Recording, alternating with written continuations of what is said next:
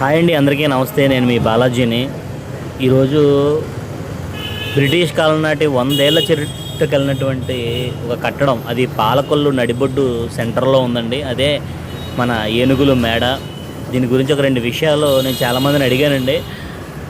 మామూలుగా నేను జనాల దగ్గర తెలుసుకున్నప్పుడు నాకు ఏం చెప్పారు అంటే, ఇది ఒకప్పుడు లాడ్జ్ కింద ఉపయోగించారు, తర్వాత మిలిటరీ హోటల్ కింద కూడా దీన్ని ఉపయోగించారని చెప్పారండి. కానీ నేను దీని గురించి తెలుసుకుని రీసెర్చ్ చేస్తే గూగుల్ వాటిలో అడిగితే మాత్రం ఇది ఒకప్పుడు వర్తక సంఘాలు, అంటే పాలకొల్లో ఈ వ్యాపారవేత్తలు దీన్ని గోడామ్స్ కింద కూడా ఉపయోగించారని చెప్పేసి చెప్పారండి. ఏదైనా కూడా ఒక అద్భుతమైన కట్టడం అండి పాలకొల్లు. దీన్ని ఏనుగుల బొమ్మలతో, అప్పట్లో ఈ భవనంపై ఏనుగుల బొమ్మలతో నిర్మించారు. ఇది బ్రిటిష్ కాలం నాటిదే అని చెప్పేసి ఖచ్చితంగా అయితే గూగుల్ అయితే చెప్తుంది. ఎవరిని అడిగినా కూడా ఇది ఎప్పటి నుంచో ఉంది, మా చింతన నుంచే ఉందని కానీ అన్నారు తప్ప దీని గురించి పూర్తిగా ఎవరు చెప్పలేదు. ఇక సరే, ఈ విషయాన్ని అప్పట్లో నేను గూగుల్ని అడిగితే అది ఏం చెప్పింది అంటే, అప్పట్లో వాడిన మెటీరియల్ ఏంటంటే సున్నం మరియు బెల్లం మిశ్రమం.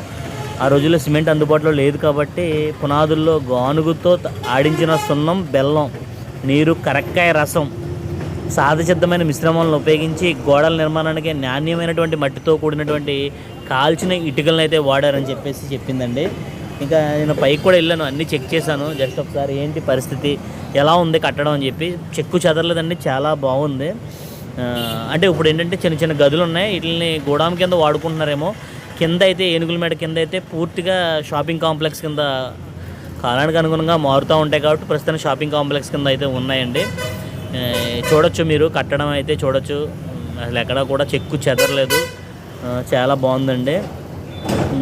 ఇంకో విషయం ఏంటంటే, ఈ గూగుల్ ఏం చెప్పిందంటే, ఏనుగులు వెళ్ళేంత దారి ఉంది కాబట్టి, అంటే పైకి వెళ్ళడానికి ఏనుగులు ఉండేటువంటి దారి, మెట్ల మార్గం ఉండేదంటే దానివల్ల కూడా ఏనుగుల మేడ అనే పేరు కూడా వచ్చి ఉండొచ్చు అని చెప్పేసి చెప్పారండి.